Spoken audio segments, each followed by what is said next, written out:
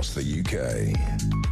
On DAB+, on your smart speaker, on your smart TV, and on your side.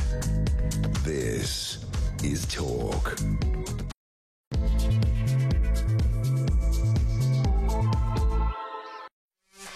Hello and good evening. It's just gone 7 p.m. I'm Russell Quirk in for Kevin O'Sullivan. Sorry to confuse you, but Kevin has been doing breakfast, as he will be doing some days next week, in for Mike Graham, who is, for once, off. What a revelation, Mike Graham actually being off on holiday. That doesn't happen very often.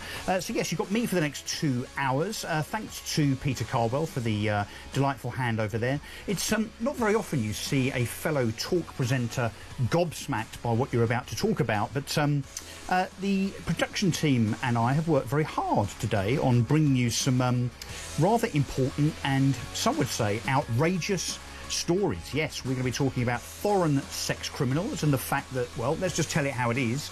There are certain nationalities that migrate to this country that, yes, they have a greater propensity to commit crime, particularly sexual offences, than us Brits. That's just true. It's just a fact.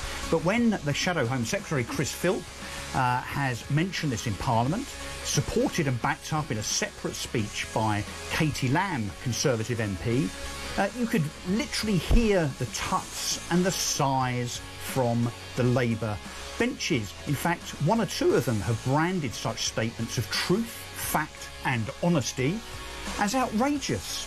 Well, I would put it to you that actually what's outrageous is the very fact that we've only just published, or the government have only just allowed us to see these stats. Now, surely, if we know these facts, if we know that there is a higher propensity, for instance, for Afghanis to be 20 times more likely to commit sexual offences, or for Somalians to be 75% more likely to be in social housing, that's not racist, that's not xenophobic, that's simply understanding the data so that we might do something about it. Let me know what you think about this. Do you think it's okay that actually, I mean, let's again tell it how it is, there's been effectively a cover-up, hasn't there? The fact that we've only just seen these numbers. You know, we are a country that for decades, as big inverted commas here, enjoyed immigration, but it turns out that, yes, I'm going to say it how it is again, controversial as it may be, not all immigration is the same.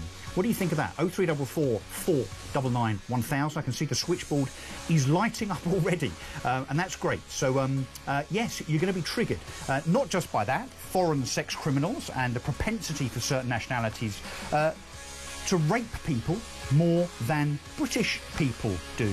We're also going to be talking about public sector greed. The fact that this Labour government, as soon as it came into power on July the 5th last year, decided to give inflation-busting pay rises to the public sector, to nurses and train drivers and doctors and so on. And it was pretty outrageous. I seem to remember one of those pay awards was as much as 11%. Inflation was about 2.5% at the time. There's now been another round of pay awards suggested to teachers, nurses and doctors, all inflation busting. Inflation is 3.5%. All of these pay awards that have been suggested by government in the last 24 hours range between 3.6 and 5.6%. What have the doctors and nurses and teaching unions said? No, we're not having it. We want much, much more. And guess what? They are now considering strike action. So we may be in for a summer of discontent because of our greedy, bloated public sector. Who on earth do these people think they are? And by the way, I would suggest that if their pay rises were linked to increased productivity, we'd be taking money away from them rather than giving them pay rises. Let me know what you think. 0344 499 1000. Is it okay that the public sector sit there with their hands out at taxpayers' expense, and when we give them pay rises above inflation, they're still not happy? Let's talk about Keir Starmer as well, this row over Israel. He's kind of caught between a rock and a hard place, isn't he? Swinging to the right on the one hand to try and appease reform, but also doing the left thing in terms of being scathing about Israel and Benjamin Netanyahu's increased military action in Gaza. And the rhetoric, actually, from both Starmer and David Lammy has been pretty tough. David Lammy in the House of Commons, I think, called Israel and Benjamin Netanyahu extremists yesterday in the House of Commons. So the consequence of that is that Netanyahu and the Israeli government have effectively said that Keir Starmer is indirectly to blame for the killing of those Washington embassy individuals just yesterday, and blames him really for his attitude towards Israel, increasing the likelihood of such attacks. Let us know what you think about that. We are also, by the way, going to be talking about Charlie Kirk. Now, I don't know if you're familiar with Charlie Kirk. Charlie Kirk is a very, very interesting, articulate, convincing, persuasive, and in my view, generally correct political commentator from the United States. He's just spent 3 days here in the UK. Left the UK, landed back in the US, and said the following: I kissed the ground when I got back to the United States because of the state of Britain. Britain is becoming, these are his words, a third world hellhole. That's Charlie Kirk, an esteemed, articulate and intelligent commentator, visits this country for 3 days and goes back to the United States and says, you should be very glad that you're here as Americans and that you're not British, because Britain is turning into a third world hellhole. Do you agree? Do you think Britain is turning into a third world hellhole? 0344 499 1000. I'd love to take your calls. Please let me know what you think, whether you agree or disagree, or you can text 87222 and the word talk, or you can leave a voice note, of course, 0344 499 1000 via WhatsApp. Let me know what you think. And then this is quite unbelievable. Just now, Peter Cardwell, of course, couldn't quite believe what I was saying. I had to repeat myself. Yes, we have a photo of the new mayor of Derby, who is a Liberal Democrat, not exactly renowned for their extremist tendencies, and the current mayor of Derby, that has just been elected as such, pictured with an AK-47. As I said to Peter Cardwell just now, those watching on YouTube can see that picture. Normally, these images are symbolic of something, aren't they? Cast your mind back to pictures of Al-Qaeda, ISIS and so on that stand there proudly brandishing their AK-47s. Well, Derby Mayor Ajit Atwal, elected as a Lib Dem councillor somehow, yes, this is what he thinks passes as acceptable and correct. Let me know what you think. If your mayor was pictured holding an M16 or, I don't know, a scythe or, I don't know, a suicide vest, perhaps, some Semtex, do you think that would be OK? 0344 499 1000. And then also, we will be talking about Essex Police. I'm from Essex, and I'm not very happy with Essex Police. Some of you may know that I've railed about them several times in the past because of their lack of performance, because of the fact that the crime rate in Essex for particularly heinous crimes like violence against the person, sexual crimes, rape and so on, the rate of crime has increased and increased and increased under the tenure of the current Police, Fire and Crime Commissioner, Roger Hurst, whilst detection rates have plummeted and the tax that is taken for the police service in Essex increases and increases. Well, I'm going to bring you news of a Freedom of Information request that we submitted, which has just come back, albeit late, from Essex Police, that talks about maybe why we never see a police officer on the street. So stay tuned. Later on, we'll be talking about that just after 8 o'clock. There is a reason for, and I'm going to give the game away here probably, the absence of police on the streets. So stay tuned. What a packed show. And please do get involved. 0344 499 1000. I'm here for one night only, so let's make it count. And actually not one night only, because you're a regular Friday person, is Peter Barnes. Hello, joins me as my wingman for the first hour. Yeah, I'm here. Kevin sent me to keep an eye on you. That was the deal. I don't blame him and I don't blame you. Yes, probably what an well interesting bag of things we've got to talk about. We have worked hard. I mean, yeah, normally. We've worked hard to do this and to make sure we don't get sued. Yeah, I'm going to say, tread the line. The Rozzers are at the door, as we already saw. Everything, well, yeah, either sued or indeed that there's not some police officers waiting downstairs because we've been a little bit nasty, just a little bit offensive. Meany words, down in the News UK building foyer. Let's see.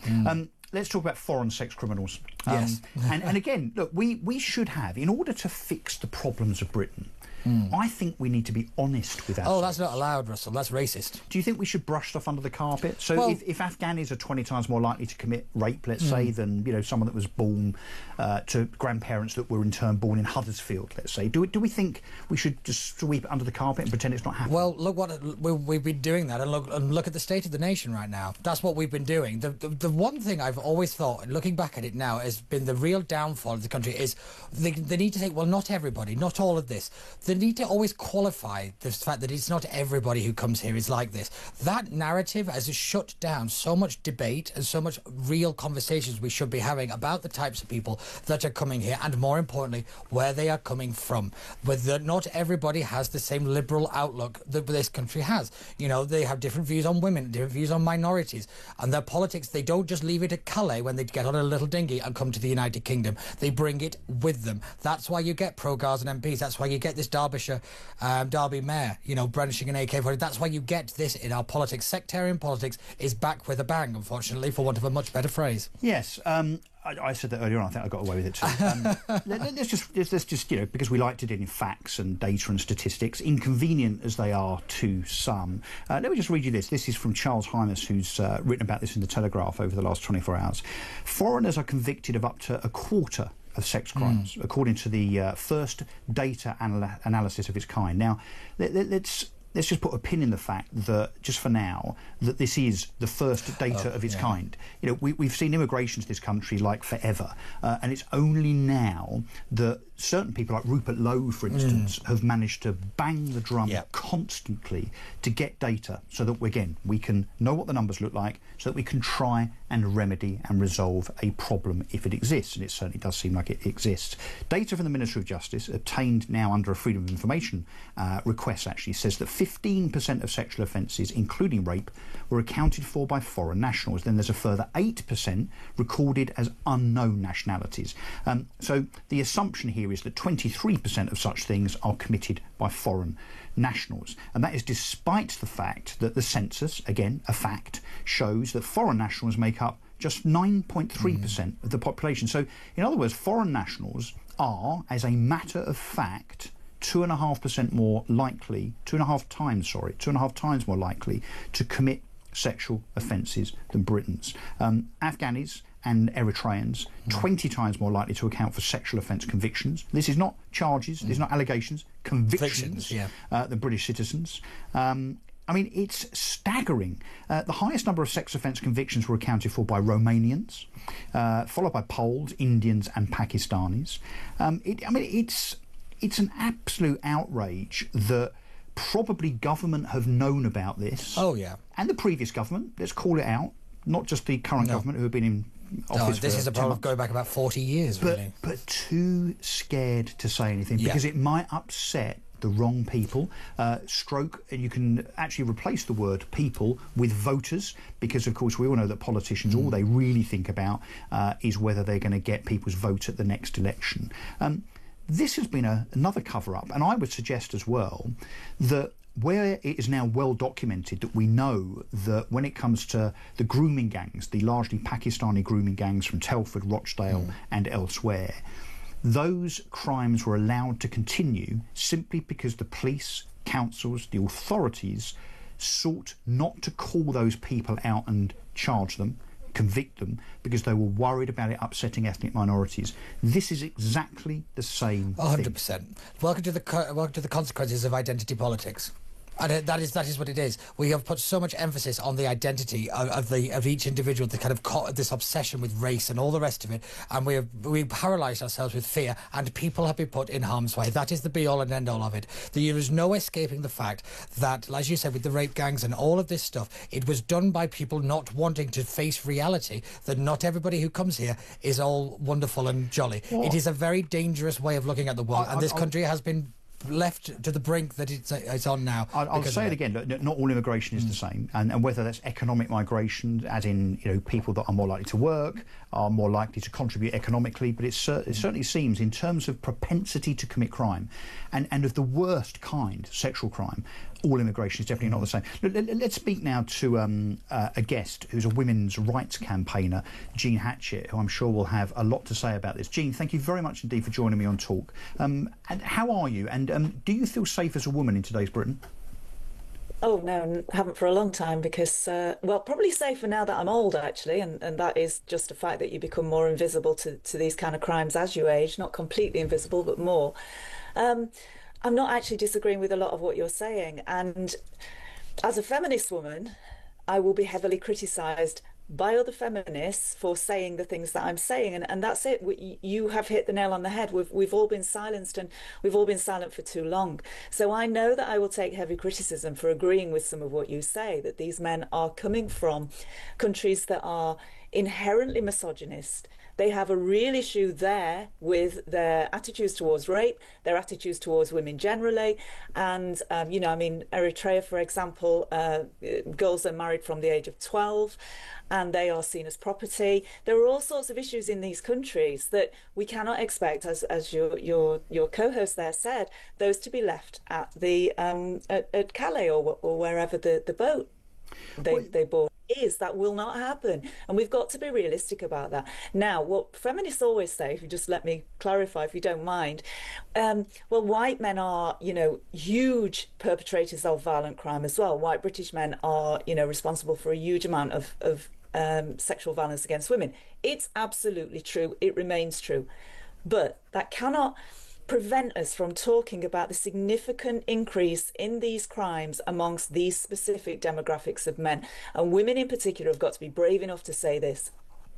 But it's a question of propensity and proportionality, isn't it? So, I mean, no one's saying that, you know, white men are not at all ever responsible for sexual crime. Of course they are. But it's a question of degrees of seriousness and propensity to commit these crimes. So, yeah, you know, my point is, of course, look, all sexual offenders should be dealt with in the same way. They should be investigated, and if there's enough to charge them, they should be charged, taken through the judicial system, and of course incarcerated and not let out early. We'll come back to that later on in terms of the current Labour position on sexual offenders, which is generally now to start letting them out even earlier because of the fact that successive governments haven't built enough prisons.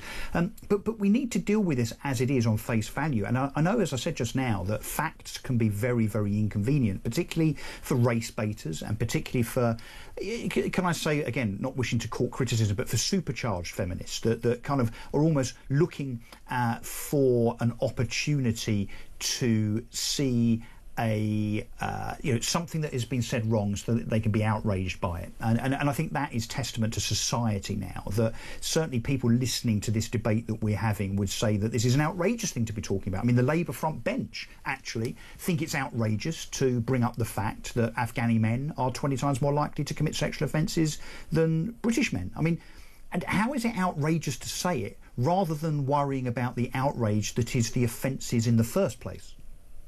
Well, you're talking about supercharged feminists, and I'm already on the wrong side of that camp because of my views on trans rights, and you know, I go against the grain on that. There are things we must talk about. This is one of them. Trans, you know, the trans agenda is the other. But so you would once have called me a supercharged feminist, but now I'm kicked over to the far right somehow from being a left-wing feminist. Oh, we're all far right. Yeah. Don't worry, we're all. You get used to it after a while. I know. I am kind of used to it now. Yeah. So. You know, we are getting a little bit more honest about this, and I'd be very hard line. It's that don't incarcerate these men, deport them. And I know that we are deporting the violent national criminals that are convicted of a sentence of more than 12 months, and I know there are moves towards returning all of these men. Well, the Sentencing Council actually want to change that. Actually, they do. Yeah, they actually want to make it much more difficult for that to happen. But of course, the reality is we still have 10,400 foreign nationals in our prisons, not all for sexual offences, of course.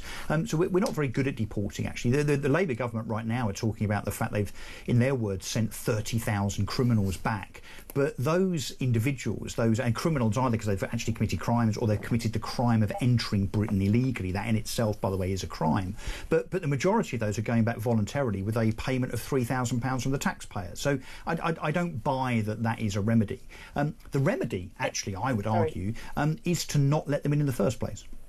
There you go. That's exactly where I was going to go. If you've got two specific demographics of men committing this level and this rate of sexual offence against women, then until it's proven that they are this, of a normal level of risk of sexual offending, whatever that is, then they should be immediately turned away. That demographic has proven themselves unsafe to women, and this will be really unpopular for me to say amongst other feminist women, but they are men we can't tell which ones are going to commit the rapes and the sexual offences. So if that demographic is committing rates of sexual offences at this level, they are an unsafe population for the women of the UK. Yeah, and it's not a stretch to presuppose that, in this so-called multicultural society of ours, which of course has failed because there's no such thing as any encouragement by way of integration, is there?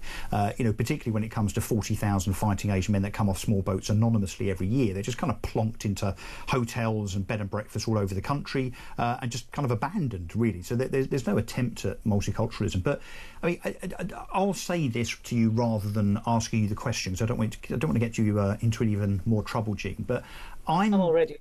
Yeah, sorry. That's what happens with the truth sometimes, I'm afraid. What was the old saying? All that is required for evil to prevail is for good men and women, of course, to stand idly by. And I think that this channel and this conversation is all about that. But it's not a stretch, is it, to presuppose that if there are certain cultures and indeed religions that, for instance, condone the fact that women shouldn't be educated, women shouldn't drive, women must cover themselves up, and indeed if a woman is even suspected of adultery, she should be stoned to death.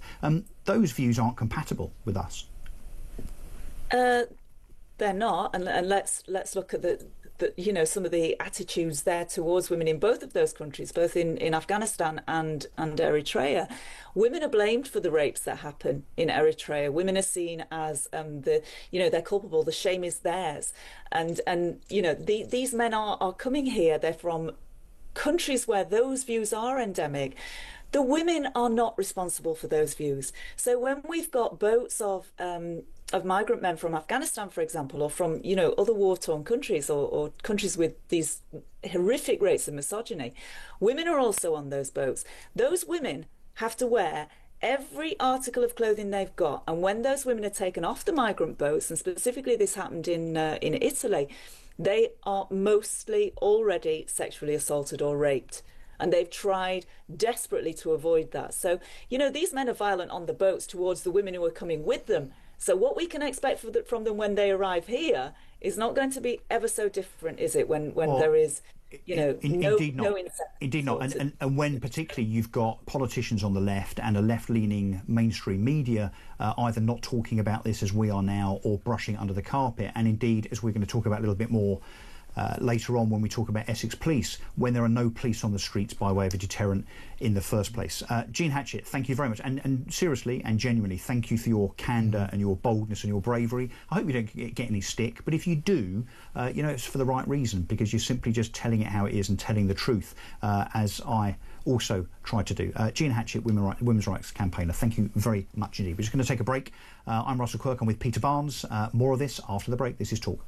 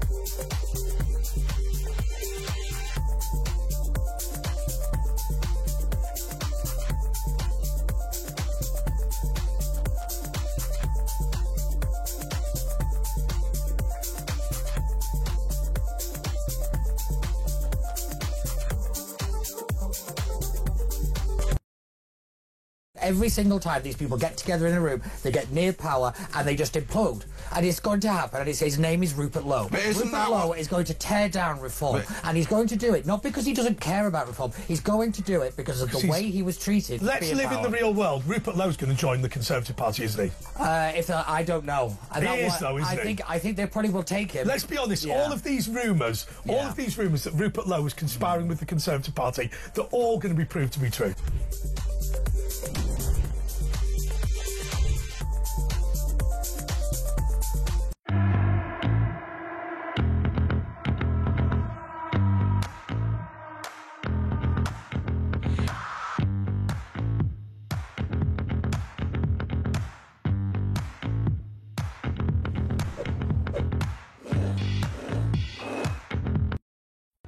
Across the UK, on DAB+, on your smart speaker, on your smart TV, and on your side. This is Talk. Welcome back, 7:28. I'm Russell Quirk in for Kevin O'Sullivan. This is the Political Asylum on a Friday night. I'm here till 9 o'clock, still joined by Peter Barnes. What do you think about Jean Hatchett's rather bold and truthful account of how she thinks things are, and the fact that she thinks that there are feminists out there and knows that there are feminists out there that say, oh, it might be true, but we shouldn't really talk about this. I think all power to her, and she should be the people that we should listen to the most. I think she's incredibly brave, and that is what we need more in this country, because we are terrified of telling the truth. It staggers me that so many minority groups have these people saying, don't say this, don't say that, because whatever you do, or we might come across as racist or homophobic or whatever. They are saying it is absolutely staggering to me. The truth without. Let's just go through a couple of texts before we move on to the irritation of the public sector. Wait there for a second, all will be revealed. Chris says, Russell, Jean Hatchett was spot on. Good for her. She's telling the truth. Roger S. says it was Gordon Brown in 2008 who threw the Home Secretary Jackie Smith at the time. Remember her? I think it was her husband that was caught putting porn on her MP expenses. That's, doesn't bode well, does it, for this conversation? Apparently Jackie Smith instructed police commissioners, council leaders in the Northwest not to pursue or investigate the rape gang crimes. I think that might even be true.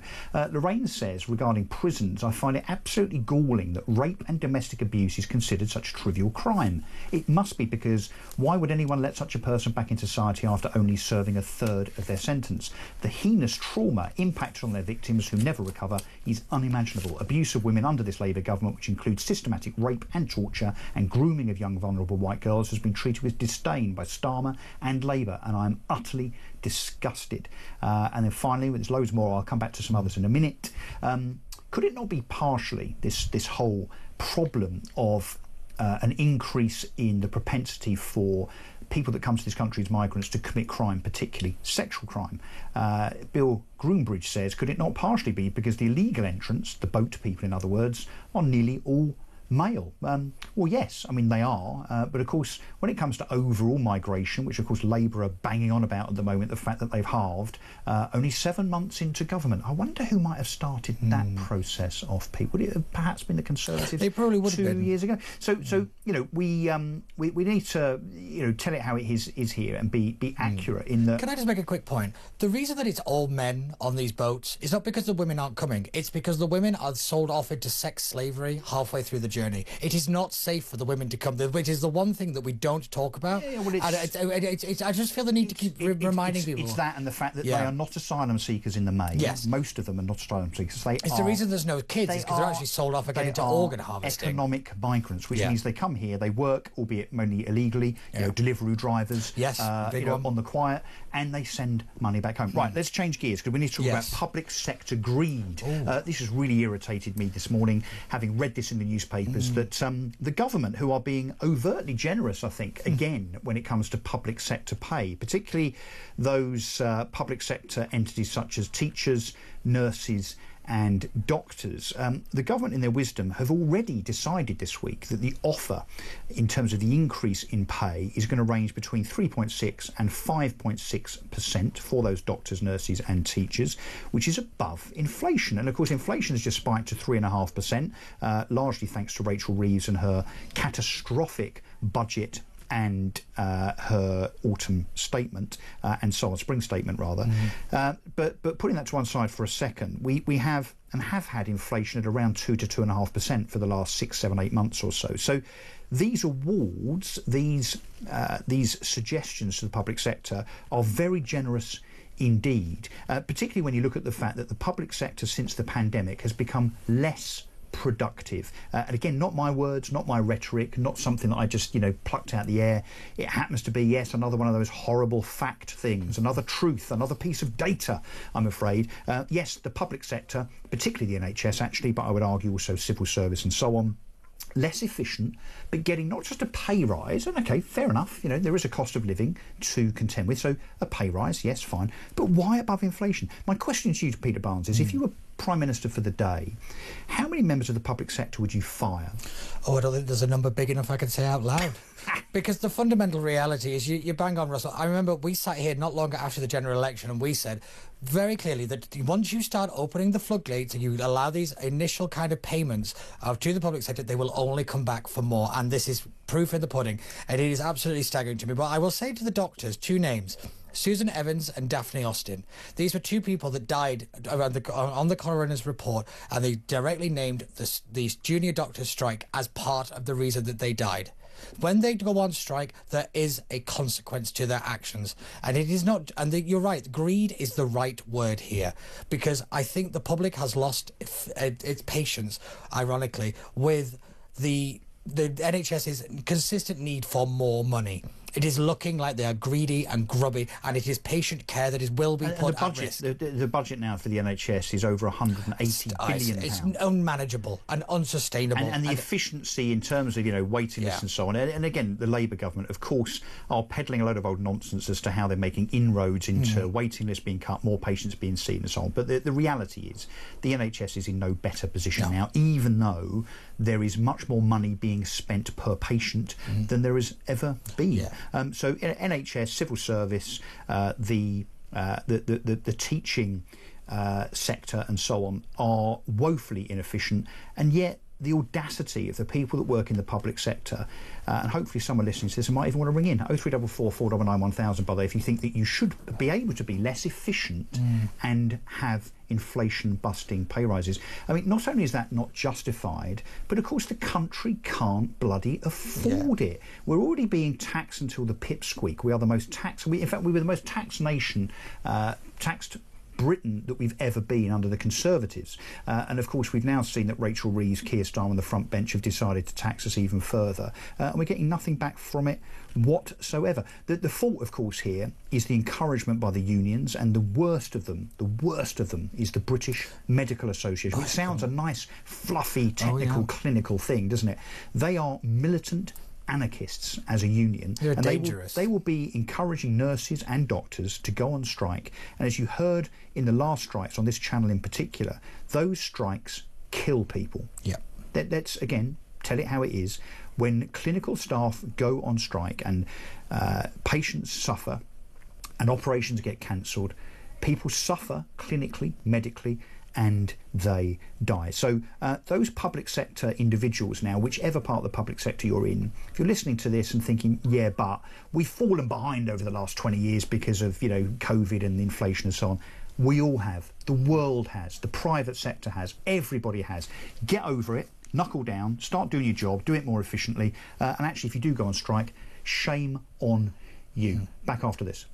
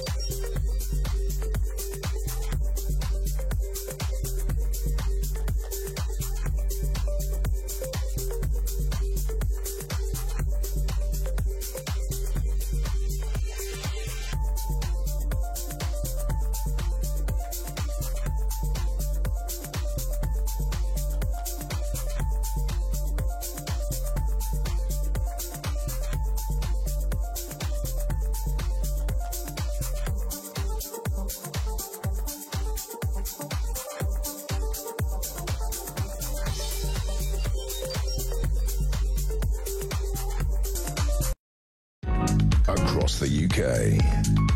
On DAB+, on your smart speaker, on your smart TV, and on your side. This is Talk. Okay, welcome back. It's 7:37. I'm Russell Quirk, in for Kevin O'Sullivan, who's currently doing breakfast because Mike Graham is on his holds in his caravan in Clacton, I suspect, for once. Let's now talk about Israel, and in particular the kind of change of rhetoric by this government, in particular Keir Starmer, David Lammy, and so on.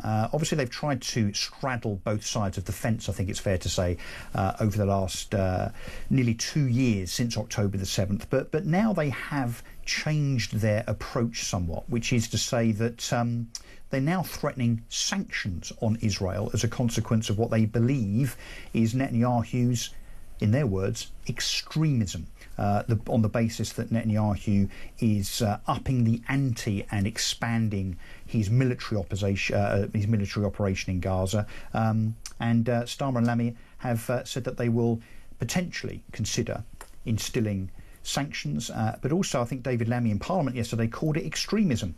Well, look, let's talk to someone that knows all about this. Ron Tarosian, who's chairman of Better US. Ron, thank you very much indeed for joining us. Do you think that Keir Starmer is A, wrong, and B, complicit, as Netanyahu has suggested, in that he has blood on his hands, particularly with regard to that horrendous attack in Washington yesterday by the individual that screamed "Free Palestine" as he killed 2 Washington embassy workers? Look, in Israel, we're dealing with a terrible war, and which goes on and on and on. But frankly, throughout the world, we see the entire world dealing with a terrible war of a free Palestine. We saw the outcome of Free Palestine in Washington, D.C., with the murders 2 nights ago. And of course, in Britain, throughout the streets of London, one feels every single day Free Palestine as the streets of London are shut down. The enemies of London, the enemies of Europe, the enemies of America, the enemies of Israel are one and the same.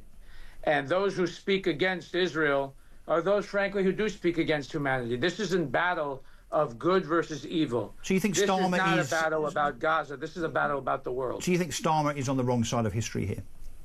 Absolutely, he's on the wrong side of history.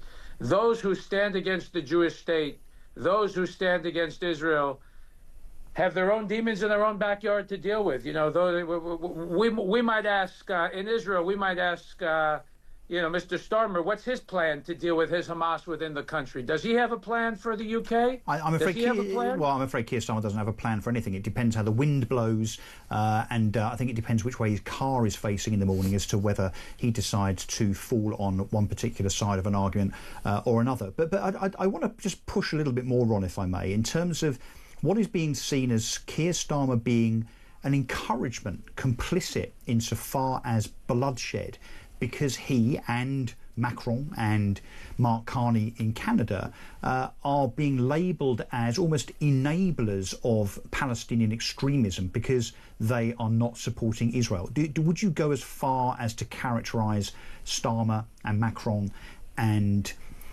Mark Carney as almost inadvertently, of course, I'm not suggesting they're doing it on purpose, but encouraging violence towards Israelis because of their stance?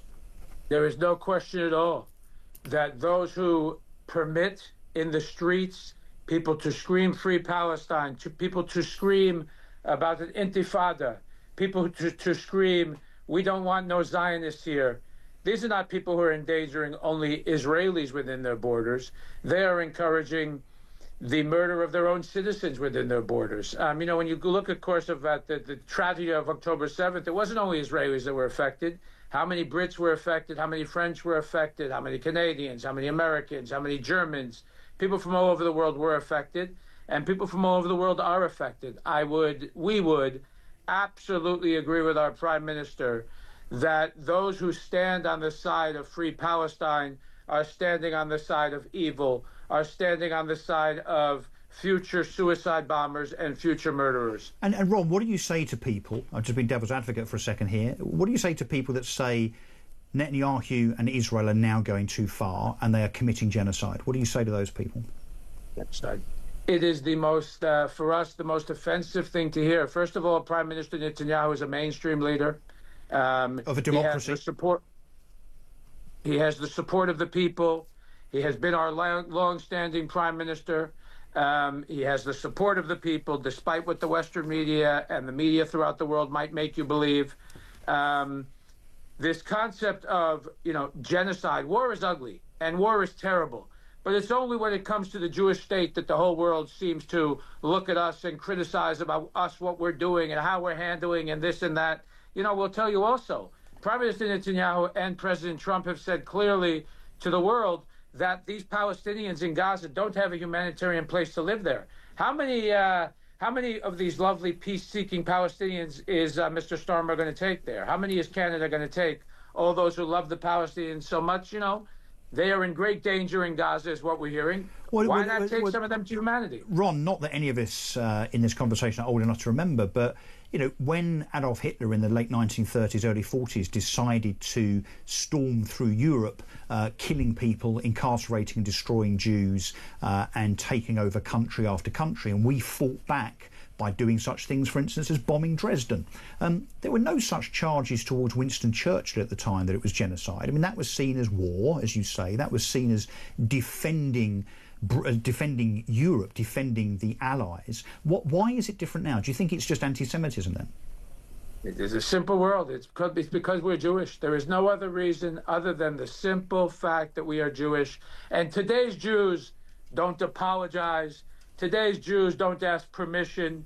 Today's Jews don't apologize. We are here. We are standing tall. We are standing tall. And we're going to continue, whether Mr. Starmer looks it or not, whether Canada likes it or not, whether France likes it or not. And again, we will say to all of those nations, what's your plan in your backyard for what's coming to you? Let's walk through central London tomorrow when Free Palestine shuts down central London. How do you folks there in the UK feel about that? This is a great danger to all of society. Well, Ron, I don't suppose, as the only democratic state in the Middle East, surrounded by, dictatorships and, in some respects, some pretty nasty regimes, you don't have any choice but to carry on, and you don't have any choice but to fight, do you? We are fighting for a war of survival. We are fighting for a war of our children. We are a tiny country surrounded by despots. We are a tiny, corrupt country surrounded by violent rapists who have brought, frankly, the only invention that the Palestinians have brought to the world is terrorism. And sadly, we're still yet to see humanity from Gaza. All of us in Israel want peace, all of us. But that peace is nowhere near to talk about. And we urge Prime Minister, and we believe our Prime Minister will finish the job and will do what needs to be done. And sadly, it looks like there's a lot more to go in this war. Indeed. We've got to leave it there, I'm afraid, Ron. Ron Torosian, chairman of Better US, a very passionate account there on behalf of his Jewish colleagues, his Jewish race. If you're Jewish or on the right side of history, as we said, I don't think you can do anything but agree with what he and we have just been talking about. Let me know what you think. 0344 499 1000. Do you think Israel are going too far? Do you think Starmer's right to start imposing sanctions on Israel that are just fighting, as Ron says, for their very survival as a race? 0344 499 1000. When we come back, we're going to be talking about Charlie Kirk, who thinks well, not just that Britain's going to hell in a handcart, but he says it's a third world hellhole. Let's see what you think about that. Back after this.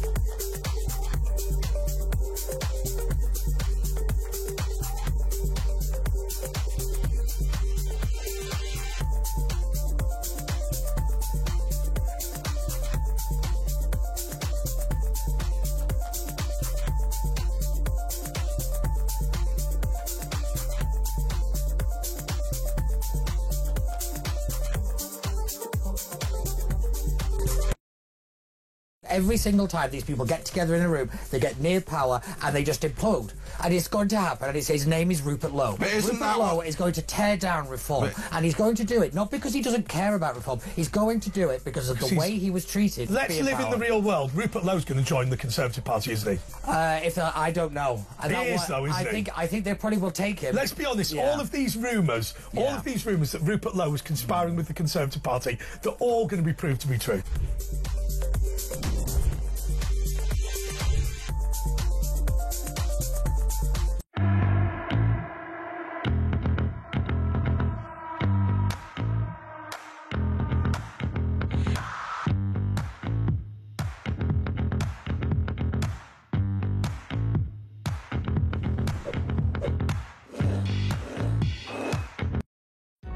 Across the UK, on DAB+, on your smart speaker, on your smart TV, and on your side.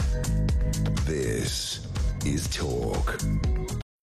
Welcome back. Coming up to 10 to 8. I'm Russell Quirk. Yes, it's not Kevin O'Sullivan. He was here this morning. You've missed him. He did a whole 4 hours of breakfast instead of Mike Graham, who's off for a few days.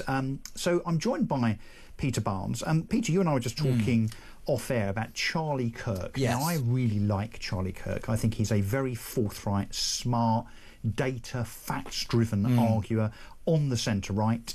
He's a little bit too religious for me. Yes, same. I have to say, but American, so you understand it from that Bible context. Belt, but that's fine. That's a matter for him. But most of the stuff I watch of his is actually pretty powerful stuff. It's not often you see him being stumped when he goes to college campuses and elsewhere to kind of fight the woke left, and particularly students that seem to have this thing in their heads that being left-leaning in terms of everyone should be equal, everyone should earn the same, tax the rich, and particularly actually when it comes to the subject we just talked about, Israel, they're on, as we've just discussed, the wrong side of history, and Charlie Kirk is very, very good at putting them in their place. Anyway, he has just visited Britain, whistle-stop tour, bit of debating, 3 days, got back to America yesterday and told the US exactly what he thinks of us. Now, we used to be, of course, a nation that is admired. It used to be called Great Britain, if you remember.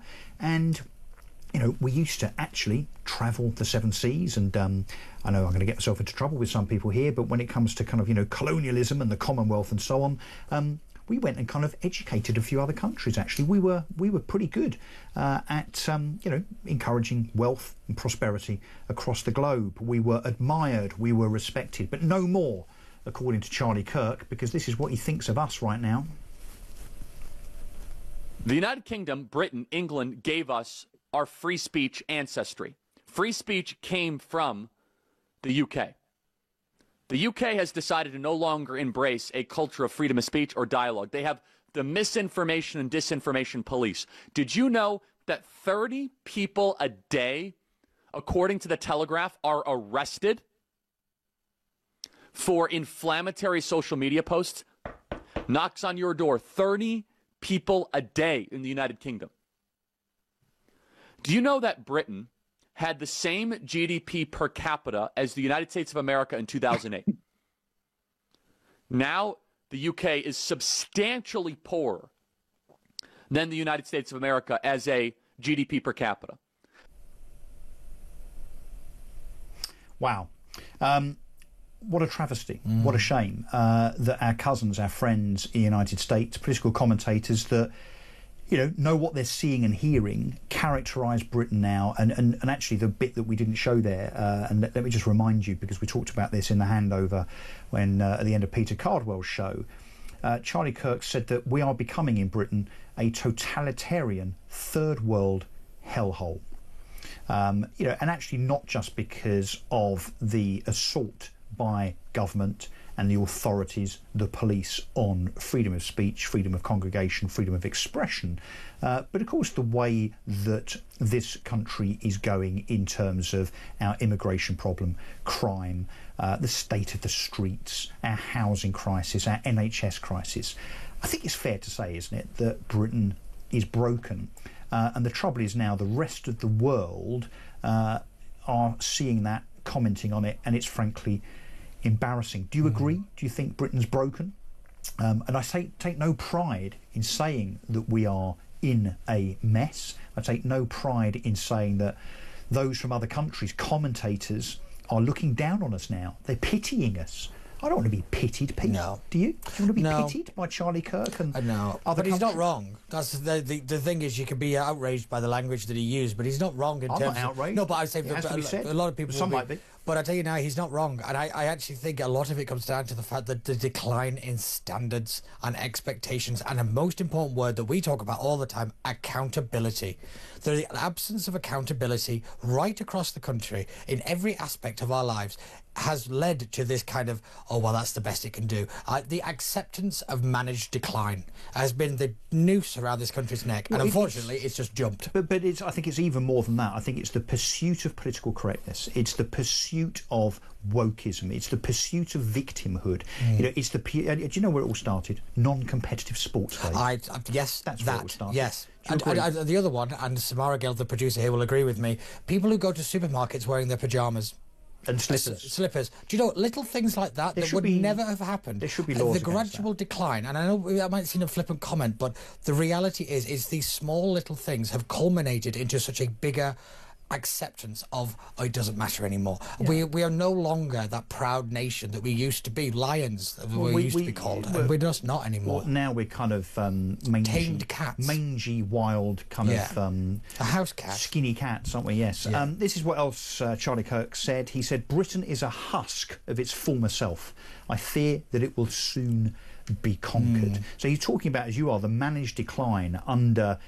Again, Labour, as a Labour government, who certainly have not righted the wrongs that were left by the former so-called Conservative government, which in my book was not very Conservative at all.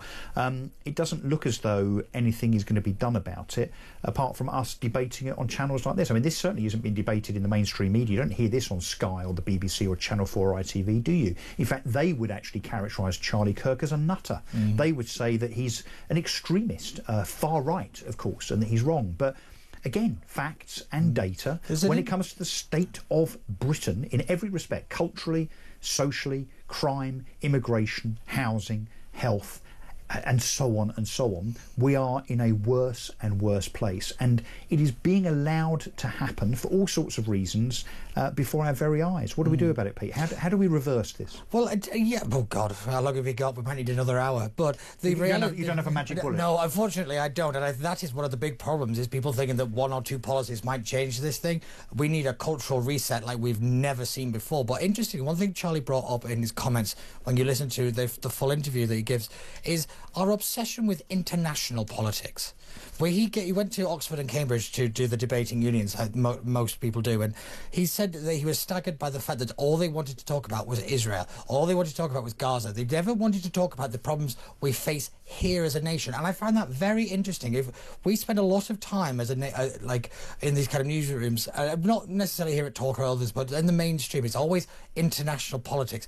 We never really focus as a country on trying to fix things here at home. We spend a lot of time trying to fix things everywhere else, and I think that is a big problem. Well, we've neglected our home whilst trying to fix abroad. I think that's part of the problem, for sure. And of course, we've got lots of MPs in Parliament now that were elected on Palestinian tickets. Yes. We had, I think, in the last few hours, we've had someone elected who has, in her victory speech, said that she's been elected to support Pakistan. Yeah. And I think she was elected in the north of England. Yes. So we're getting a lot of this, aren't we? Which is in certain areas, certain demographics where ethnic minorities are prevalent, we're getting people that are elected that seem to think more about a Pakistani airport or what's going on between India and Pakistan than they are being concerned about the rubbish not being collected, and the fact that we've got unemployment starting to spike, or the fact that crime is out of control in our streets, and so on and so on. We're not in a good place, are we? And no. You know, I take no pleasure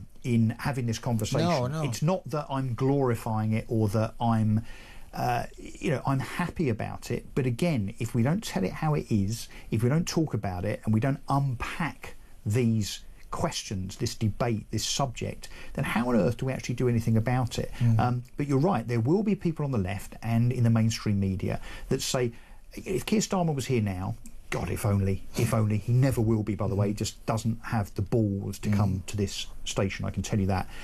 He would say, you're talking Britain down. Yes. You're talking Britain down. Yeah. And why are you so down on Britain? I'm not down on Britain. I'm just telling it how it is. And the reason that we're articulating this is so that we can do something about it. Raise standards, start, as you say, to seek responsibility and accountability on an individual basis, and actually to stop lowering and dumbing down standards, whether it be in education or in government or wherever, whereby everybody's off the hook. Everybody now gets an easy ride. And the consequence of that, of course, is that performance standards suffer. We are not just in a bad place, but I would argue this isn't going to be resolved any time soon, because this government, and look, again, I don't want to be a conspiracy theorist, they don't seem to favour Britain very much, particularly, as you say, Keir Starmer all over the place and not in Britain very much. I think, how many foreign trips has he had in the first 10 months of his tenure? The same with David Lammy, who spent £1 million on private jets. Ed Miliband, another one. They love the world stage. They love the world stage. OK, 8 o'clock, time for the news. We will be back with more of this after this.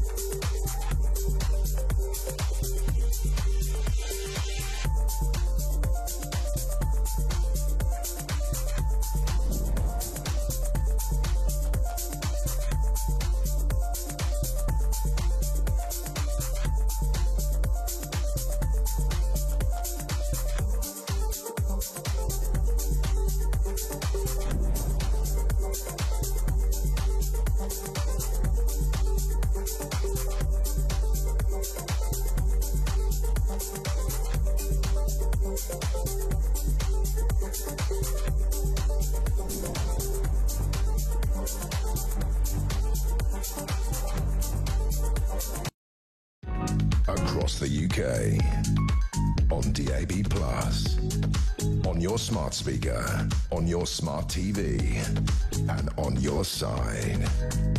This is Talk.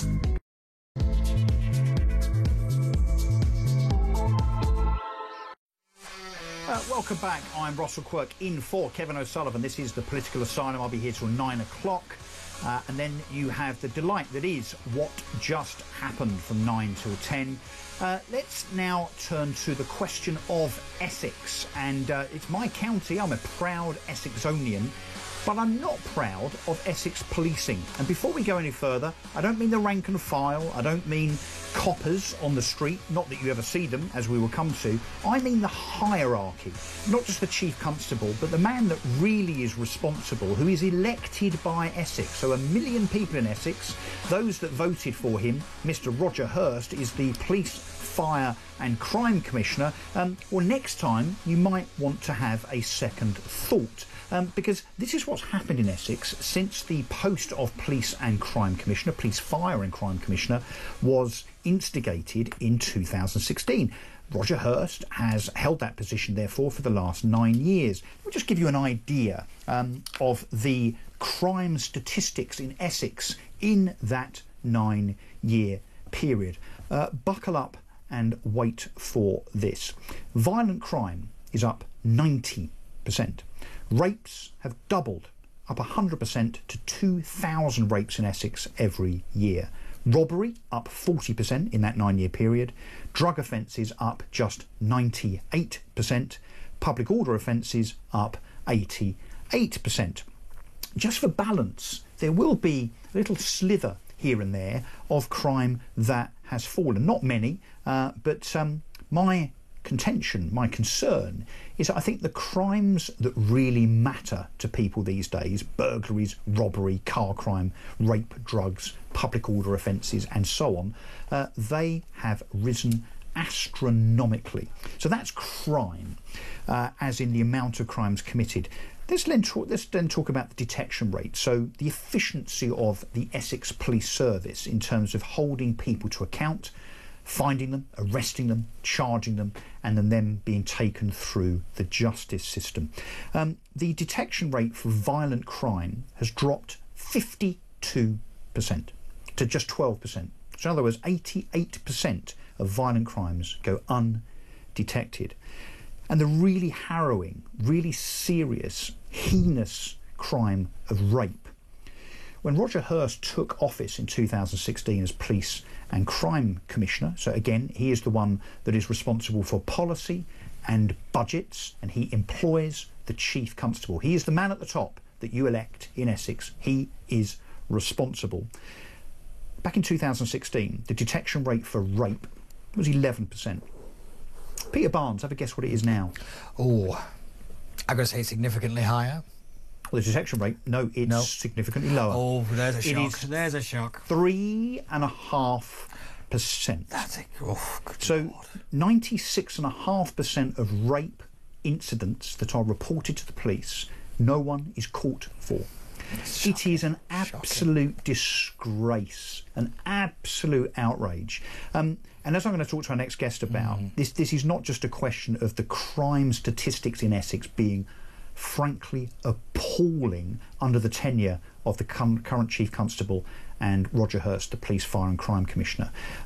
There's also some other stats that I want to talk to you as we go on around the reasons behind that, perhaps. One of them is the fact that Essex Police spend £614,000 a year on DEI officers. There are about 14 of them dedicated, devoted to ticking DEI boxes around inclusion. Well, they're not going to tick themselves, are they? Well, and get this, and I do want to bring in Kevin Hurley in a second. In fact, let's say hello to Kevin, who's ex-police officer, former Surrey Police and Crime Commissioner, and a friend of the show. And sorry, Kevin, if you're familiar with Roger Hurst, he might be a mate of yours, but I am throwing him under the bus for good reason. Let me tell you what else is happening in the Essex Police Force right now. The Essex Police trumpet a lot that there are now more police officers in Essex than ever before, 3,815 police officers. But if I told you that 11% of those officers, so well over 400, are off, not just off sick today with a snivelly nose, but off long-term sick at a cost of some £16 million a year in terms of the cost of total Essex Police sickness. The total sickness, by the way, amounts to nearly 500,000 hours a year. It means that the average police officer in Essex, when you take their vacation time and their average sickness time, is off work for 7.5 weeks of every year. How do we square that circle, Kevin? Well, let me say first off, I don't know who the Police and Crime Commissioner of Essex is. I do very slightly know the current Chief Constable, VJ Harrington, but moving on from that, we're not actually talking about a problem that's Essex specific, albeit, as you rightly say, Russell, you're an Essex boy. This is a problem affecting the police service nationally. If you look at where the public feel about the police and how the police are performing, it would appear it's nowhere near where we'd like it to be.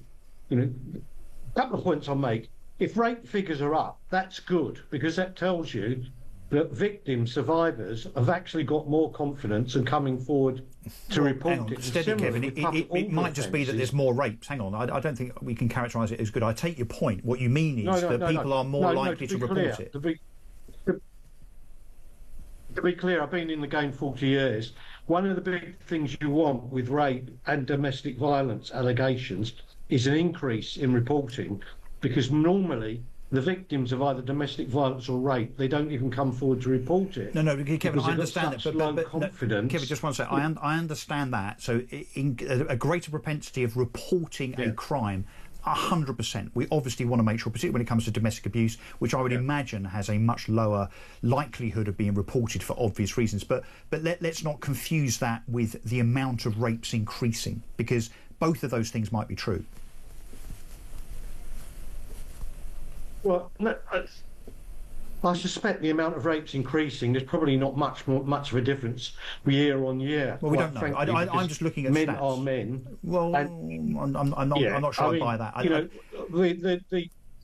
The only thing you can say for certain, and I'm still advising this game right now internationally, is what you want to do is get more people to come forward and report it, in the hope then that you will actually deter more people offending. So. And we're getting drawn away from the main issue here, getting hung up on rape figures. The real issue is that the police across the country are in a shocking state in terms of delivering on what we, the public, want them to do. You've rightly talked about the fact you don't get responses to burglaries, you don't see the police where you want them to be, and so on. Well, they're all in bed, is my point. What we're looking at...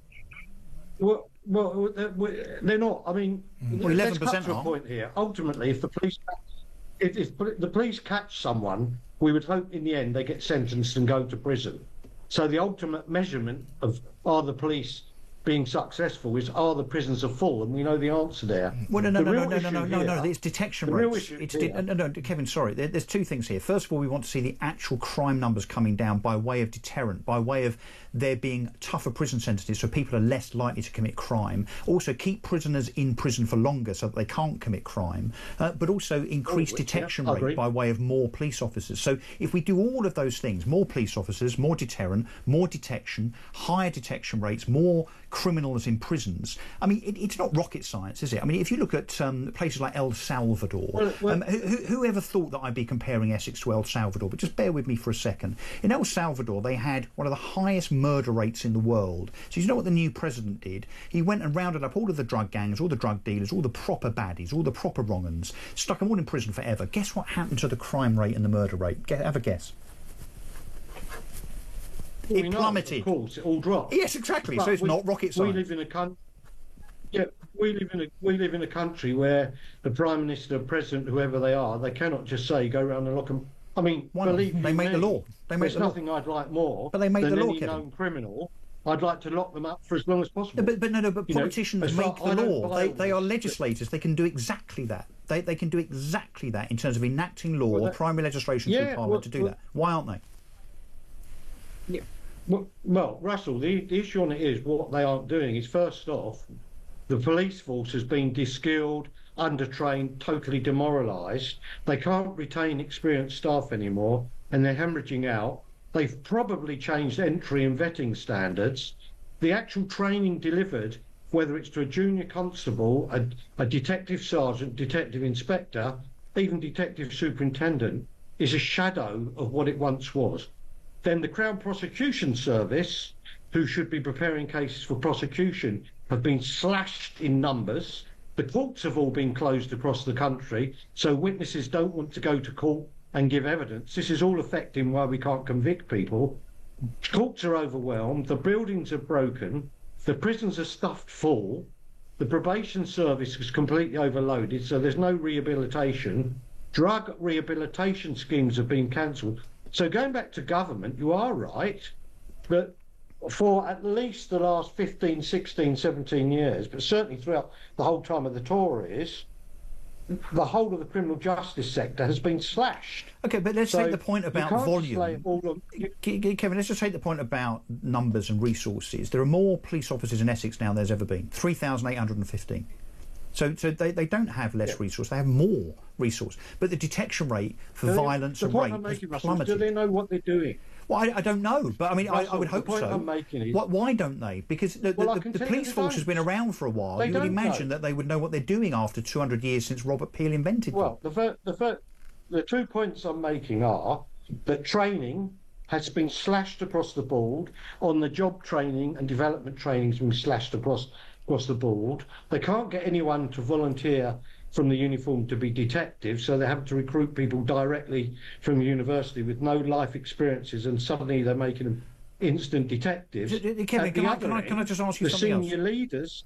Kevin, do you think it's because...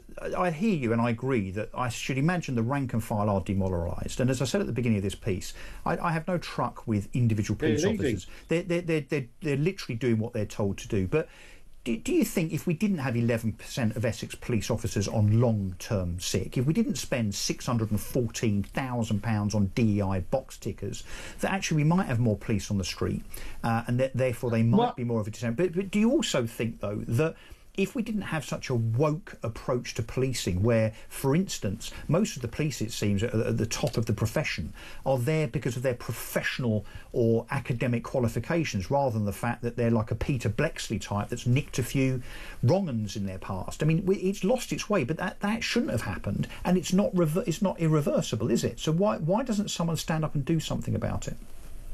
If I'm honest with you, Russell, I think we probably have gone beyond the point of no return, because the police are in so many areas so inexperienced and so de-skilled, there's no one actually showing them what to do. You are right, having lots of extra cops looks nice, potentially, if they're actually driving down your street or cycling or walking down it, but it doesn't mean they know what to do. It doesn't mean they'll go and confront a wrong-un, and it doesn't mean they'll know how to record the evidence or give it adequately at court. But Kevin, we're talking about it's been hollowed out. But we're just talking about them turning up to burglaries and car thefts and patrolling the streets. I mean, putting one foot in front of the other down Shenfield High Street, isn't that difficult to do, is it?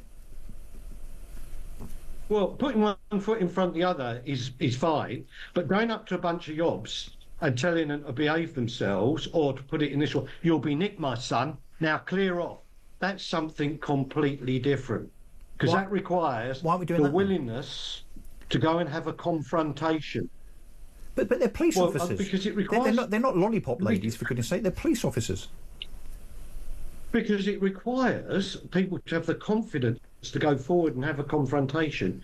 To have that confidence, they need to be extremely well trained, they need to be well led, they need to be well supervised, and they need to know that if they perform their duties and apply force or take action, they're not going to be thrown under the bus because they've been recorded on someone's camera, and then for 3-4 years the Independent Office of Police Conduct records. And Russell, I'm telling you, it's far worse than you're even talking about. I come from a family of 9 police officers. The last 6 of us were all elite detectives at Scotland Yard. My own son resigned after 16 years in the police recently, breaking my heart, quite frankly. Why did he resign? Because he's had enough of it. What's his reasons? When you say had enough, can you be more specific? Well, you raised the point about DEI. You know, I mean, you are right. The first thing I'd do if I was in charge of police forces, I'd scrap all these DEI units. Well said. Because people don't care what colour a police officer is when they need one. They don't care whether they're male or female. They don't care if they're gay, straight, or what they are. All they want is their problem solved. And so where we are with policing right now is the senior leadership have lost their way. The mission is quite simple. So what's the fix, Kevin? Keep the King's place. As we wrap up, what's the solution? I mean, look, you're breaking my heart here. I am actually going to the airport tonight, but I am coming back on Sunday. But I'm now minded just to go and not come back. I mean, you know, this is a Britain that most of us don't recognise or want to recognise. So tell us, please give me some solace, some heart. What's the solution? How do we fix this? Well, I actually ran against Sir Mark Rowley for the Commissioner's job a couple of years ago. But as I did so, I thought, I don't think I can fix it, but if they'll take me, I'll have a go. Obviously, I got paper sifted out because they don't like people who tell the truth amongst all the other people. Well, that's the bottom line. I was quite senior and very controversial, and they don't like that. But what's the fix? It needs to start at the top with people who are leaders, prepared to tell the truth, stand up to activist groups. So let me give you an example. You know, at the moment, there is a terrible problem with young black males stabbing each other to death in London, Birmingham, and Manchester. Yep. The only thing that really reduces that kind of terrible crimes for the sake of black mothers is stopping and searching black youths. That's the bottom line on it. I ran Operation Blunt 2 for the whole Metropolitan Police in 2008 when we had 29 youth murders. By 2012, 4 years later, we were down to 8 a year. And the reason we did it is we focused on stopping and searching groups of young black males. Now, at the time, they might not have liked it, but over 100 didn't die. Probably another 200 or 300 weren't maimed, and certainly another 300 or 400 didn't go to prison. And Kevin, you are right. No one's prepared to tell the truth. Yeah, so you are right based on the facts. We've talked a lot about facts on this show over the last hour and a half or so. But if I was a Labour politician now, I'd be calling you a racist. Well, they can call me what they like. You know, I'm a big boy. I'm an older person. So how's it going to affect me? I go on what I see and what I know, which is in that year I'm talking about, where 29 people were killed, youths, 28 were black. In every one of the cases, the main perpetrators were black. It's as simple as that. You've only got to look at the news. The only thing that will stop that element of crime in the country is to get police stopping and searching them. Of course, going back to where you were, loads of them off sick. They're not going to do stop and search because that takes moral courage and it takes high morale and the belief that you're going to be supported. If large numbers of them are going off as sick, that's not because actually they're really suffering from long-term illness. It's because their morale's so poor. They're demoralised, they're depressed. Well, Kevin, it's a culture. I used to manage them. In Essex, it's a culture of sickness, which is why I think the long-term sickness this year compared to last year is up 15% in Essex Police. Part of my FOI was to ask why they're off sick. You know, can we drill down into the reasons given? Do you know, 60, it's morale. Well, no, but they can't say morale. You can't be off sick for morale, but you can be off sick for mental health. And that's what 60% of Essex police officers that are currently off on long-term sick are playing as a card. And again, I have sympathy for those that generally have mental health issues, but it cannot be true that 10% or thereabouts of all Essex police officers have got mental health problems. Well, I mean, we can't say whatever, because everyone needs a doctor's certificate to say that. Well, but what it tells me, and I've managed, I've managed people who continually going off sick like that for many years when I was a senior police officer in an intermediate level or led them. You know, it's a question of morale, how they feel about the organisation, and so on. So it comes down in the end to the leadership of the organisation. Why do they feel like it? And it's going to be a combination of stuff, because they're continually being kicked by the media, because they're being continually exposed to being investigated, or they read it in the papers, oh, this one's been suspended for 3 years, investigated for using force, and so on. And these people are young, they're ill-led, they're underconfident, they're poorly trained. They have not, many of them, got the heart to get stuck in. Well, I would say, Kevin, look, we've got to see it all the time. Kevin, we've got a break now, but I would suggest that given that we have the benefit... We'll carry on after the break if you want. Mate, I can sit and have a beer with you all night, believe me. But we've got the rest of the show to do, I'm afraid. But you know,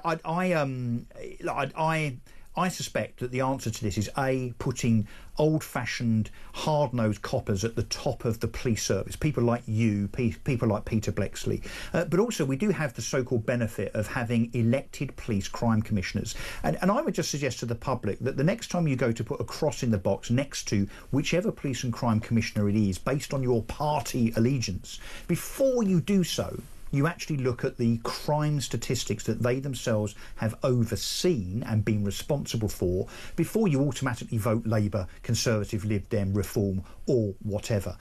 Because I think it's those people that are accountable. In fact, electorally, they are accountable. But in the case of Essex, he is not doing, Roger Hurst, in my opinion, is not doing a very good job. And it's not just me saying that, that's the stats saying it. Kevin Hurley, ex-police officer and former Surrey Police and Crime Commissioner and former candidate for the Commissioner of London Metropolitan Police, by the looks of it. I didn't know that. Thank you very much indeed. Kevin, look, very straightforward, very honest, and that's what we like. This is Talk. Back after this, we're going to be talking about mayors holding AK-47 rifles. I cannot believe those words have just come out of my mouth. This is Talk. I'm Russell Quirk. Back after this.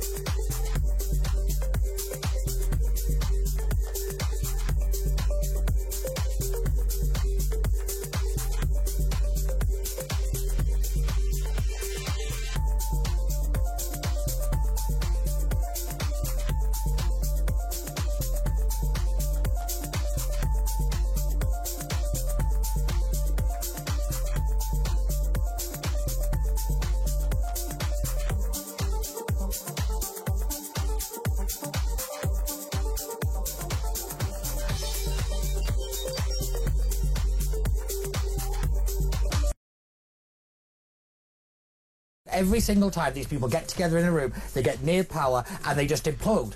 And it's going to happen, and his name is Rupert Lowe. Rupert Lowe is going to tear down reform, and he's going to do it not because he doesn't care about reform. He's going to do it because of the way he was treated. Let's live in the real world. Rupert Lowe's going to join the Conservative Party, isn't he? I don't know. He is, though, isn't he? I think they probably will take him. Let's be honest. Yeah. All of these rumours that Rupert Lowe was conspiring with the Conservative Party, they're all going to be proved to be true.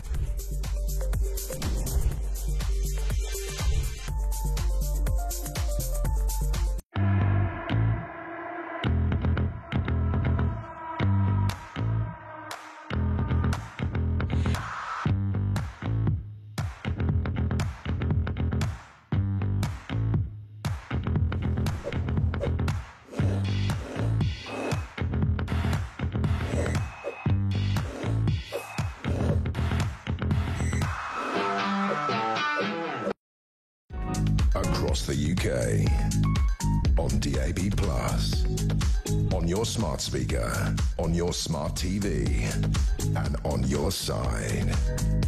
This is Talk. 8:26 on Russell Quirk in for Kevin O'Sullivan. In true political asylum style, we have, I was going to say, a brilliant story for you. I mean, it's not brilliant in the scheme of things, but it is quite unbelievable. So let me just set this out for you. This is what I kind of bamboozled Peter Cardwell with earlier. In the handover, which you may or may not have heard when I came on at 7 o'clock, I was explaining to Peter Cardwell what we were going to be talking about on this wonderful 2 hours of ours. And this was one of the things that I mentioned to him, and he was aghast. He could not believe that this is actually a thing, a story. I can assure you it is. This is true. Derby has appointed a man by the name of Ajit Atwal as its new mayor. He's a Liberal Democrat. He was elected as a councillor.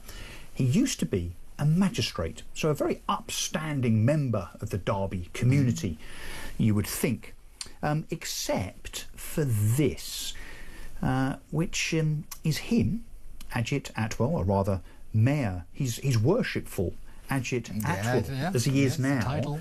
And for those of you listening to this rather than watching this on YouTube, this is Mr Atwell, the new mayor of Derby, councillor, former magistrate, brandishing an AK-47 proudly in a picture, staring straight at the camera. And I have to say, and I'm sure that Mr Atwell would say that this was not his intention, but looking a bit like one of those pictures that you see when Al-Qaeda or ISIS have kidnapped somebody.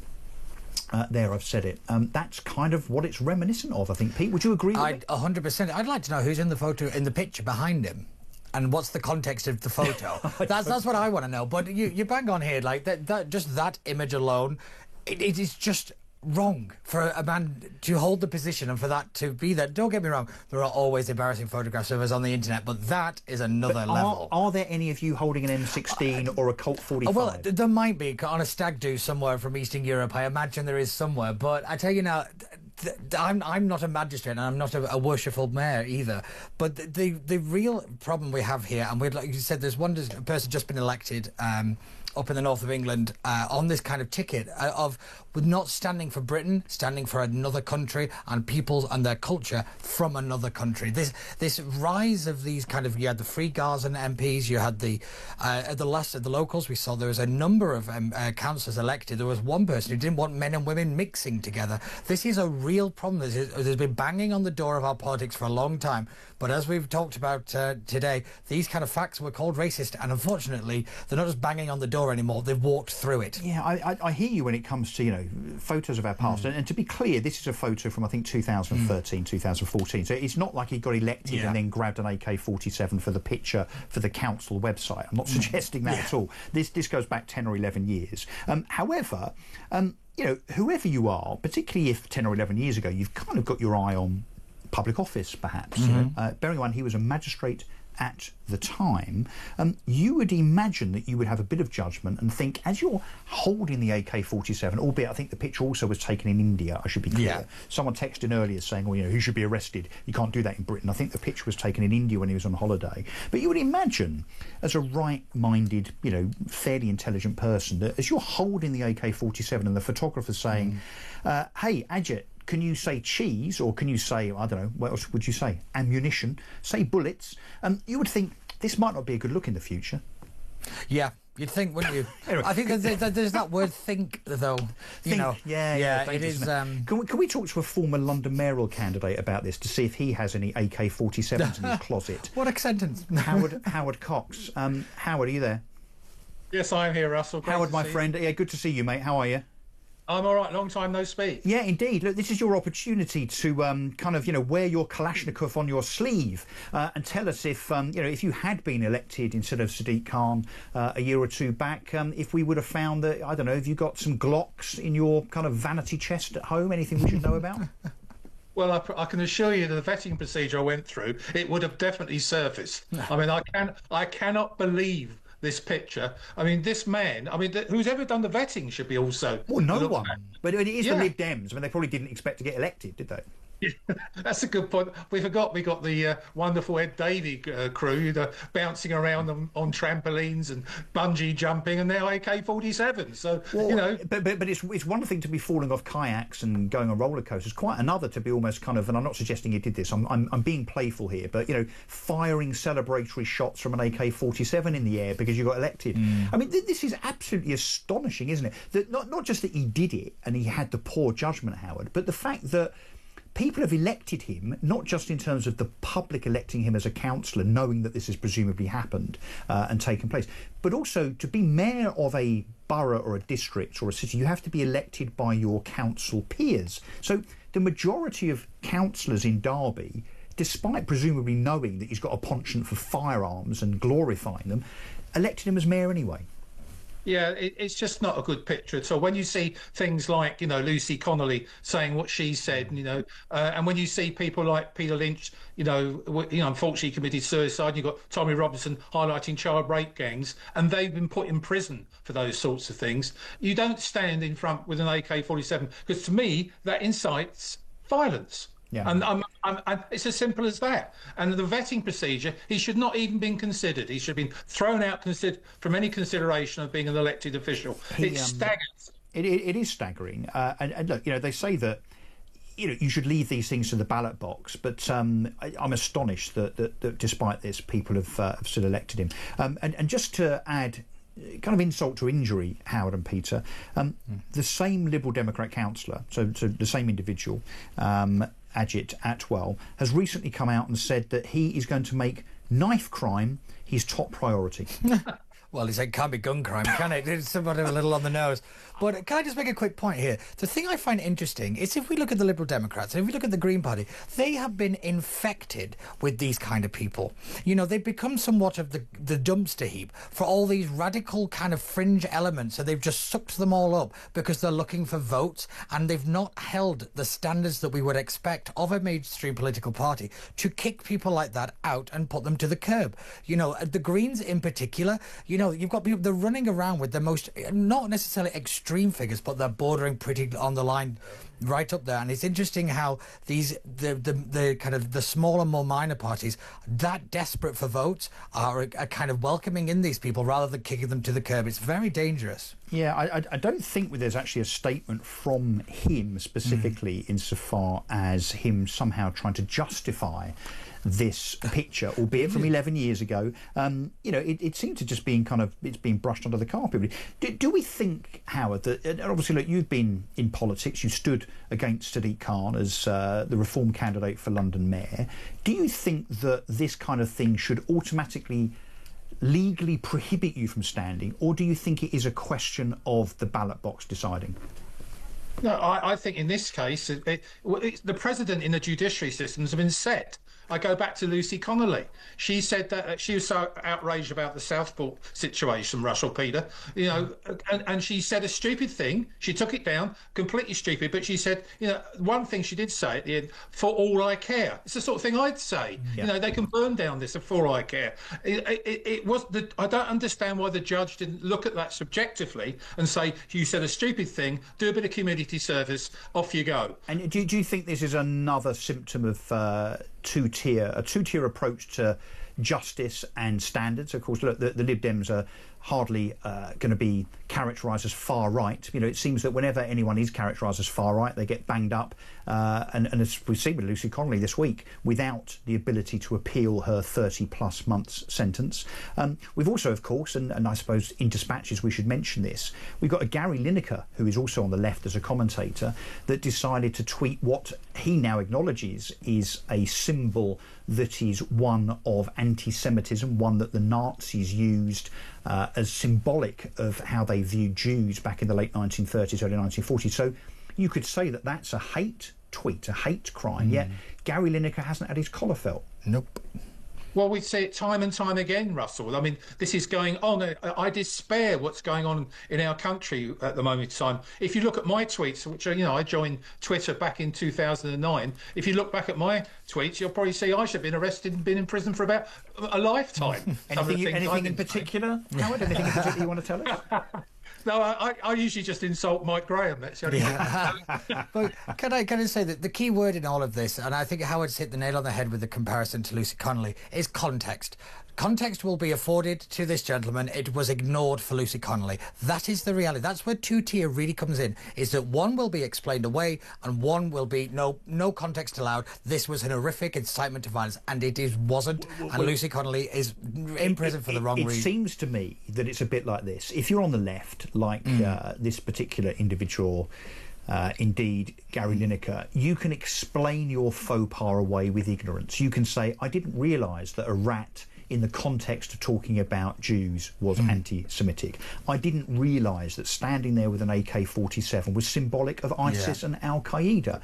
Yet when Lucy Connolly's defence is, look, I immediately took the tweet down, I didn't mean it, of course I wasn't, as she clearly wasn't inciting violence, she's banged up. Yep. There is something very, very wrong with society, politics and our judiciary when we blatantly appear to deal with different parts of the political spectrum in a different way. And for Keir Starmer and others to continue to say that there's no such thing in this country as two-tier justice, I mean, that is clearly, patently, blatantly not true. This, if ever there was, is an example. And for there not even to be a statement from this particular His Worshipful Mayor to say, I apologise, you know, I was in a bad place at the time, or I was caught unawares, I had it thrust in my hand, a bit like Boris Johnson's cake at Downing Street during COVID. I mean, nothing. I mean, because why?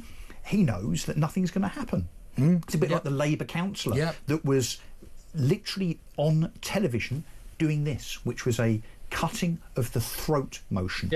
What's happened to that, Howard? I mean, that particular individual was supposed to be in court many, many months ago. What's happened to the Manchester individuals that eventually, after many, many, many months, were charged, but nothing seems to have happened? Now, I know our court system is rather messed up and inefficient, but forgive me for thinking that there's something going on here where certain people are protected by the law when they shouldn't be, and others are incarcerated by way of an exaggeration of their misdemeanour into something much more serious. I mean, that is what's going on here, Howard, isn't it? Yeah, well, exactly. You take Mike Ainsbury, for example. You can punch out your constituents, you know, and floor him, and you're given a suspended sentence. Well, you know, I'll go back to Lucy Connolly. Just put it down in the table. You know, Lucy Connolly at the top, and Mike Ainsbury, and this guy, this Mayor of Derby, and what they've done, And the only person that's suffering at the moment in 31 months in jail is Lucy Connolly for saying a stupid, hurty tweet.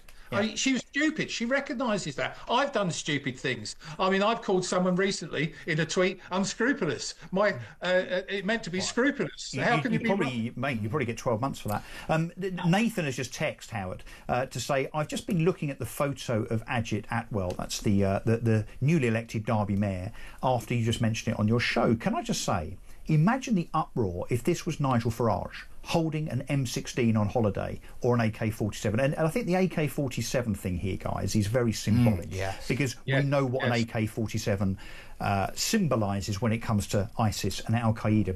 But he has a point, doesn't he, Nathan, that if this was somebody on the right, they would be cancelled, investigated. I mean, if you can have 8 police officers coming around having a go at you for a WhatsApp message to your kid's school, Yes. What do you get if you're on the right for holding an AK-47? I know, it's ridiculous. But 20 years? Yeah, and the rest. But I think the interesting thing you bring up there, Russell, is when you mentioned about how messed up our court system is. It's only messed up unless, it's politically advantageous for the government to, speed it up. Let's look at how quickly people who were involved in the riots were processed through the system, and look how long it took for the Manchester one. Yeah. That is the reality. When we talk about two-tier, it is very plain and very evident that there is an example of one group being treated one way and one group being treated a different. And it is all down to politics and nothing more. It's an unbelievable story that we've poked a bit of fun at, but yeah, as ever, we've come round to a kind of serious element to it. Howard, thank you very much indeed. Hope to bump into you again soon, or indeed to have you back on the show soon. We're going to take a break, and then we're going to take your calls, because there's been loads of them and loads of texts too, and I'm very grateful. Thank you.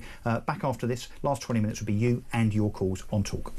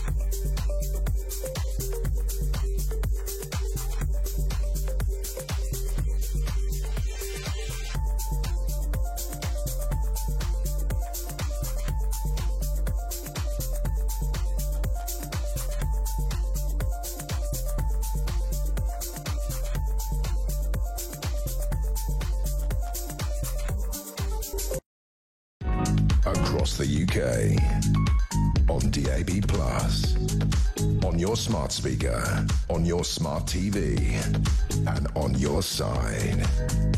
This is Talk. Hello, welcome back. I'm sorry, I was just literally sitting here looking at all of the texts. I mean, there have been dozens and dozens and dozens of them. I'm going to get to some of them, then we're going to take your calls. Just a couple of texts first before we go to the phones. Rob M. Imagine if the Mayor of Derby was a Reform councillor. Exactly. He would never have been considered. Peter says, maybe look at the names of the people who have voted for this individual. Also, if we stop postal voting, the imams would lose the tyrannical, fanatical hold.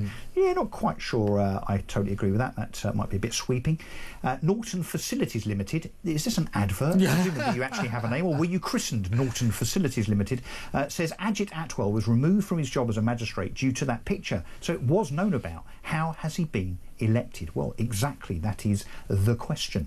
And Georgie here from Cheshire, just going back to the interview earlier on with Rob around Israel and Starmer having blood on his hands, effectively, I think is what he's being suggested, says, your interview with the gentleman about Israel was refreshing. I'm really starting to get down by the one-way rhetoric on Twitter. The daily Free Palestine protests and our pathetic government's weak stance and lack of support to Israel. I think you're ace. It's a brilliant show. Oh, did I really read that bit? Sorry, not supposed to. And so on and so on. OK, let's go to the phones. Caroline in London. Caroline, you're our first caller. Thank you very much indeed for calling Talk. Oh, lovely to speak to you, Rusty. I think you're the only one I haven't spoken to on Talk. I don't know what to do without you guys. Oh, thank you. We're your support crutch. Oh, God. You're the only place with free speech. We're the official opposition, I think. Absolutely. I just wanted to just say that I think we've been a third world country for a long time, but now it's without question. I mean, I can't think of anything, not one thing that actually works in this country. Nothing. And politically, I can't believe this is the United Kingdom. I think David Lammy, I can't even say what I want to say about him. We'd have to press the button, I think. You would have to. You would certainly. And as for Starmer, I mean, this man is selling our country day in, day out. to India, to giving what good deal with America? We're worse off now than we were. But what? Well, don't forget China. Don't forget China by way of, in particular, solar panels and so on. I mean, some would say that's what net zero is all about. Do you think it's irreparable, Caroline? Do you know what? In 3-4 years' time, whoever gets in, if it is for reform, whoever, I don't know if it's solvable. And I'm British born. This is not my country anymore. And I've got to be careful. I can't say what I want to say. I think what's happened I think our judicial service system, they're bought, they're woke. I mean, the judge that treated Lucy Connolly like he did, if you look at his history, he let a Labour MP paedophile not serve 1 day in prison. You've got a whole load of crazy criminals that are being let out in this country soon. Again, two-tier indeed. What would you do, Caroline, at the next general election, do you think? Well, I've got no choice. Do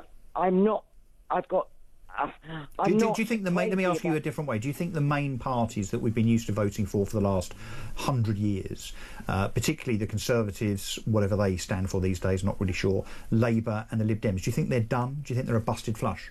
Well, I think the Conservative Party, they might be non-existent. And I don't know what the hell they're doing at the moment, because they're not doing anything, and I don't know what they're keeping Kemi in for, but I don't know who else could. I don't think it's... I saw people, I had a friend that went around the local elections and people just slammed in the door. They don't want to talk to anybody, Labour, Tory. And with the polls, when it comes to the Conservatives and Kemi Badenoch, I think she's had a terrible start. I'm not quite sure how long she's going to last, but the polls would agree with you, I think, Karen. Right, look, I've got to leave it there because I've got loads and loads of calls to get through, but I really appreciate your call. Thank you very much. Let's speak to Georgina in London. Good evening, Russell. Great to talk to you. This is about the sex crimes crisis. I'm going to have a little bit of a rant. I hope you don't mind. Go ahead. Please stop me if you need to. Okay. Multiculturalism due to illegal migration is most definitely the elephant in the room as far as political debate is concerned. You only have to bring the subject up within political conversation. You're branded either racist or that new word that's being bandied around, Islamophobic. You have to realise that this is a subject that puts our women and girls at serious risk of attack. This government is allowing unvetted men into our country from polar opposite cultural backgrounds, wherewithin women have little or indeed no rights whatsoever, who are kept completely covered up, seen and not heard, and only leave the house if they're chaperoned by a male member of the family. The government have allowed these cultures and our British culture to be thrown into the melee together with catastrophic results. And when we want answers, they expect us to butt up and shut up, suck it up, buttercup, just in case it offends ethnic minorities. Georgina, are you a stunt double for Julia Hartley-Brewer? No, I'm not. Can I just finish? Because I need to get this out, otherwise I'll implode. I think I agree with everything you're saying, and I think Julia, if she were listening to this, would be nodding her head in agreement too. Carry on.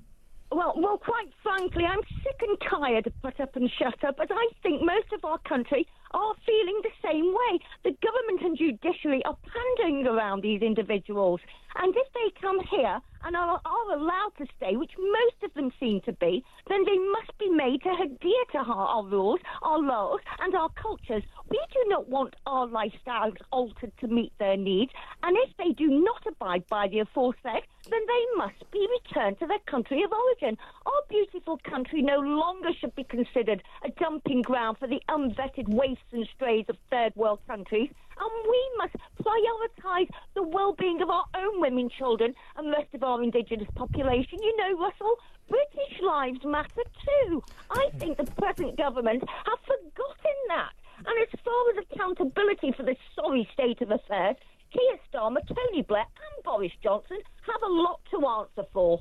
Actually, I think Peter Barnes is giving you a round of applause. I think you might be Alex Phillips that's rung in with a pseudonym. Georgina, thank you. I applaud your call and everything you said. Very articulate, bang on the money. I suspect you should. You would be welcome back on here on any presenter's show in the future, because that was a fantastic rant. Georgina, thank you very, very much, genuinely, indeed, for your call. We're going to take a quick break, unfortunately, and then when we come back, we're going to do the last few minutes with some more calls, I think, including Andy from Hull, who wants to talk about free speech. Do we still have such a thing? Charlie Kirk doesn't seem to think so. This is Russell Quirk. This is Talk. Back after.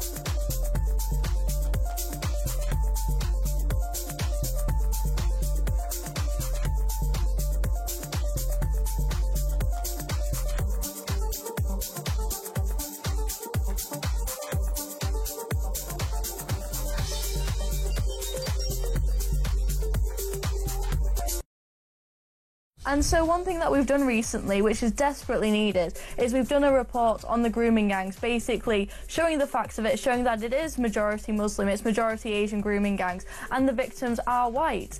And we've gone into why this has been shoved under the rug, why this has been neglected, and it's mostly because of political pressure and, you know, the authorities turning the other way. What is the nature of the political pressure? Have we worked it out yet? I think they're worried about being called racist.